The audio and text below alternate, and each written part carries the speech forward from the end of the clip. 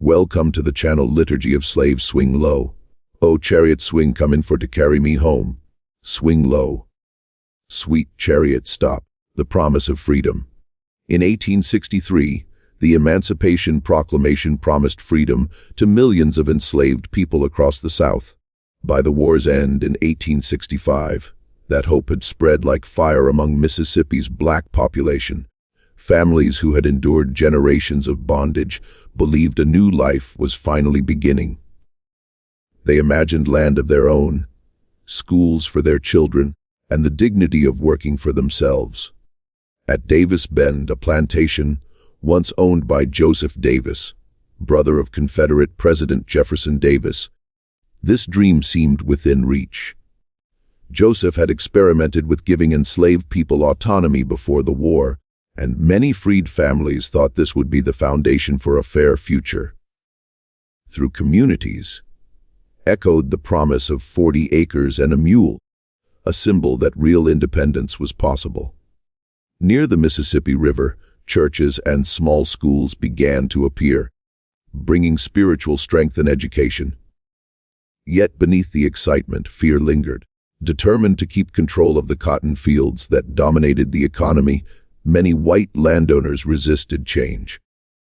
Still, in those first years after the war, hope was powerful. For the men and women of Mississippi, freedom felt close enough to touch, and Davis Bend became a beacon for what life after slavery could look like. The Reconstruction in Mississippi. Between 1865 and 1877, during Reconstruction, Mississippi became a central battleground for defining what freedom truly meant. At Davis Bend, freedmen organized one of the most remarkable experiments of the time. From among their own, they elected leaders, managed farming schedules, and created local councils to resolve disputes. The dominant crop remained cotton, but now, for the first time, the people who cultivated it could negotiate how the harvest would be divided. Families worked their own parcels, keeping food for survival while selling part of their yield. With wooden planks gathered from abandoned buildings, schools were built, and children who once knew only field labor sat on benches to learn to read and write. Centers of resistance and unity, churches offered both prayer and strategies for survival in a hostile environment. Visitors from other states described Davis Bend as a symbol of possibility, where black autonomy thrived in a land scarred by war. Yet challenges grew quickly. Neighboring white landowners feared the success of Davis Bend, seeing it as a threat to their dominance. Aiming to dismantle what freedmen were building, violence, intimidation, and legal tricks began to spread. Still, for several years, Davis Bend stood as living proof that formerly enslaved people could govern, work, and prosper without chains. It was a fragile but shining moment in Mississippi's Reconstruction story, the rise of the sharecropping system. By the early 1870s, as a new system took hold across Mississippi, the promise of true freedom began to fade. Sharecropping. At first glance, it seemed like an opportunity. With no land of their own, freedmen could sign contracts to farm the land of former masters. In exchange, they would give a portion of their harvest, usually cotton, to the landowner at year's end. For families who had nothing but their labor, it appeared to be a fair deal. At Davis Bend, many believed hard work would finally lead to independence. Under the blazing southern sun, men and women planted rows of cotton, dreaming the next harvest would bring profit enough to buy tools, clothes, or even small plots of land.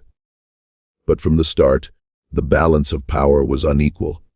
Landowners wrote the contracts, and most freedmen could not read the fine details. Promises were easily broken, and conditions were set to favor the white owners.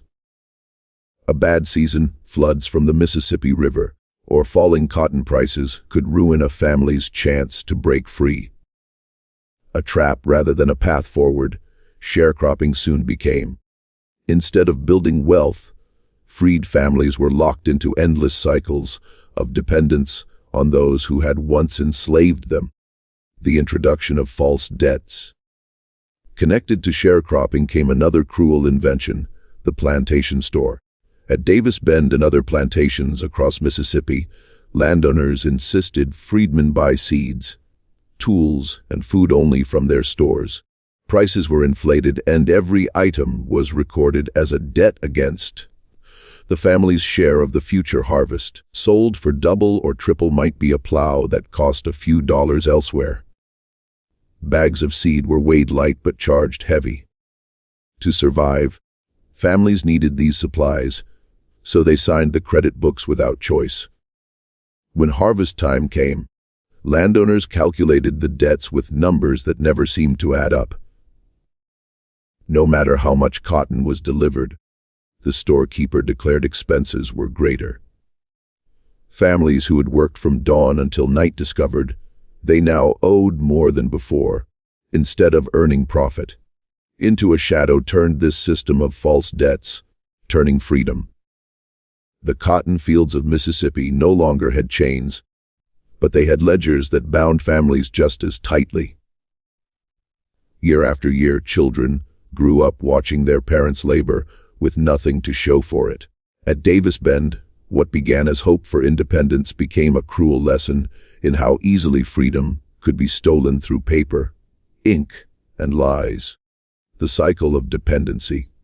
Before we continue with our story, if you're enjoying it, don't forget to subscribe to the channel so you won't miss the next real stories about slavery. Let's continue. Every year at Davis Bend, the same ritual repeated itself. Hoping this season would be different, freedmen and their families gathered nervously to sign new contracts, but into the system had already been built the cycle of dependency. Not only the fields, but also the legal terms of the agreements were controlled by landowners and merchants. These contracts tied families to the land for another 12 months, no matter how unfair the conditions. If debts remained unpaid at year's end, and they almost always did, families were forbidden to leave until the balance was settled. Of course, the balance never truly cleared.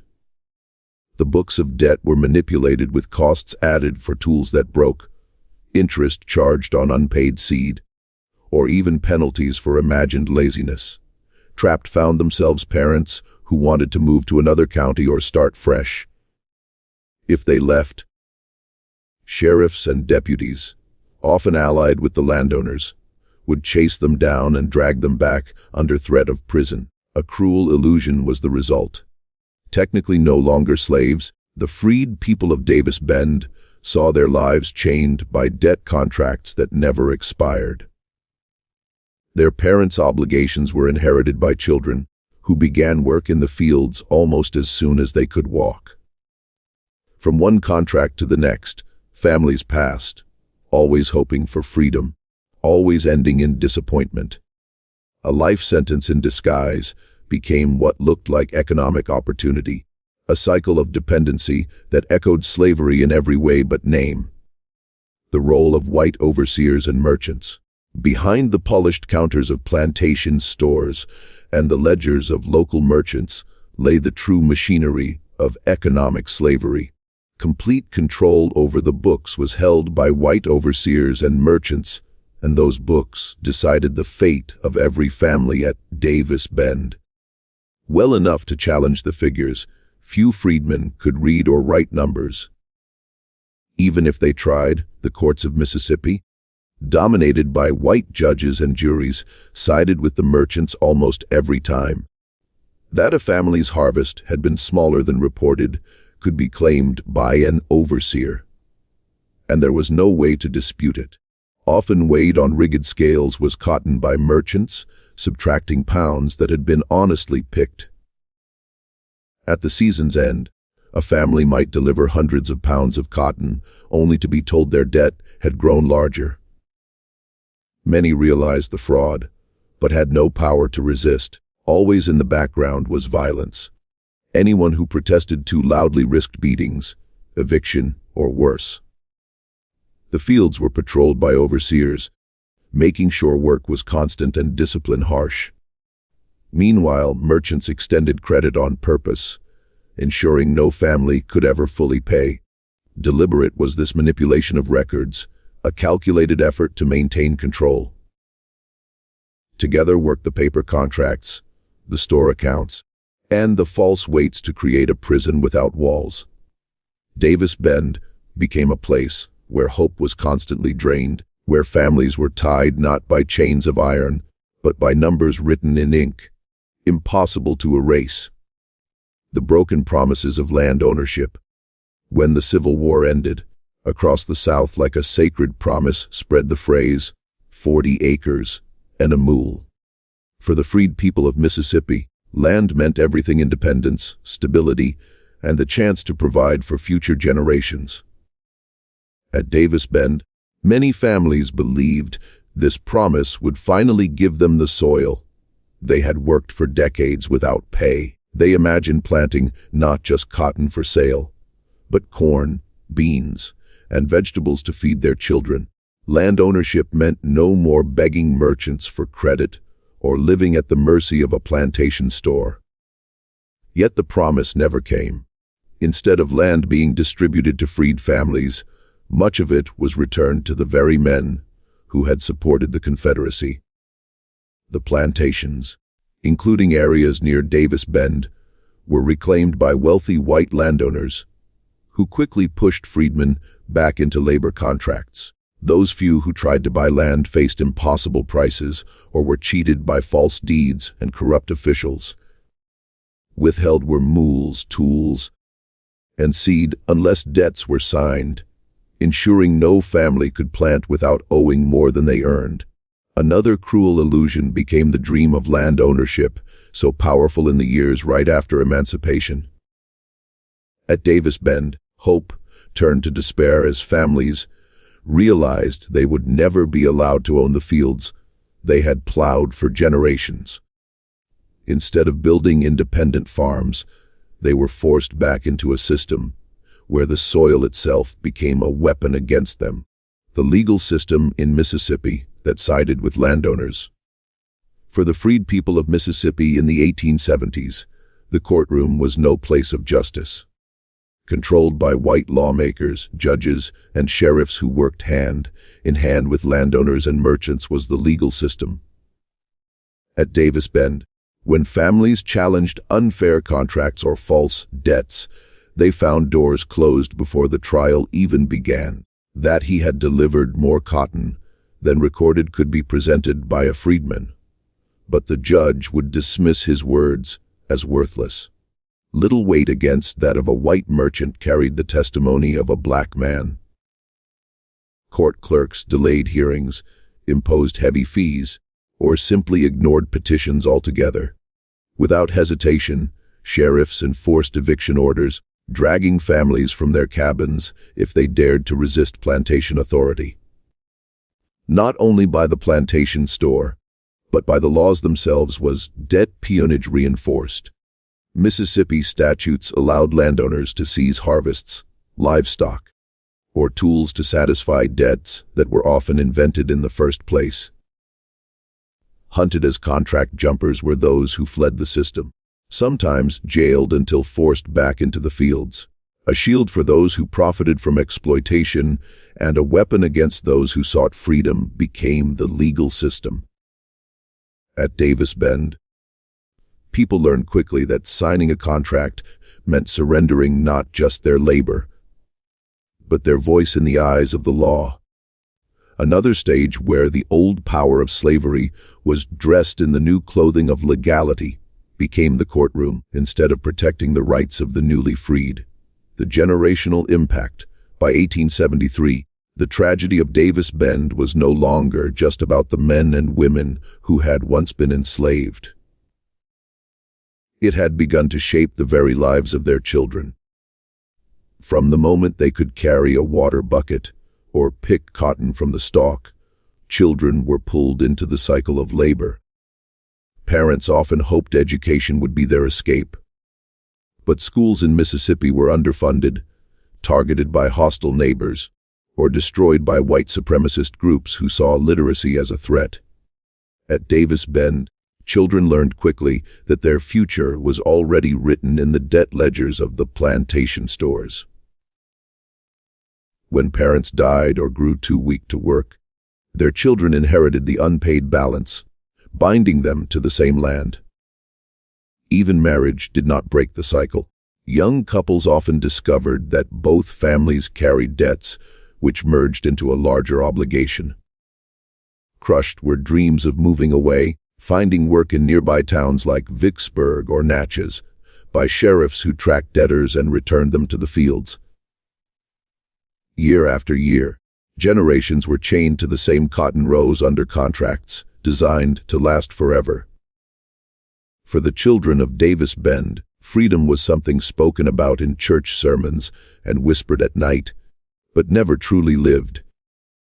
From father to son, from mother to daughter passed the weight of false debts, until it became not only an economic system, but a way of life. The plantation economy had found a way to turn freedom itself into an inheritance. And it was an inheritance of bondage. The slow collapse of Davis Bend's vision. A beacon of progress had once been imagined as Davis Bend. Freed families believed it could prove to the nation that black communities were capable of self-rule, prosperity, and independence. For a brief moment, it worked. Schools were built, churches were filled, and families organized their own councils. But by the mid-1870s, the pressure of debt, the manipulation of merchants, and the hostility of white neighbors crushed this vision. Unbearable became the false debts, draining any chance of profit from cotton harvests.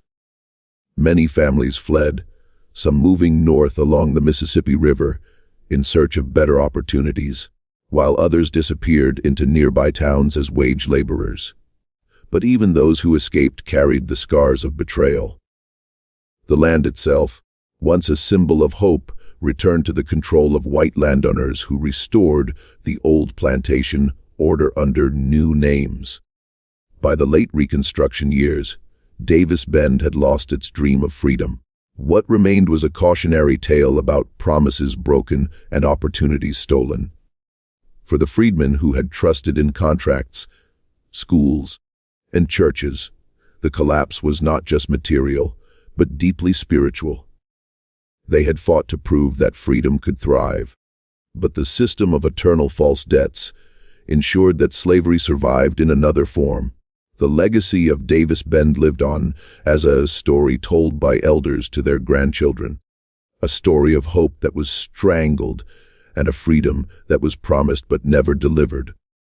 It stood as proof that the end of slavery in law did not mean the end of slavery in practice.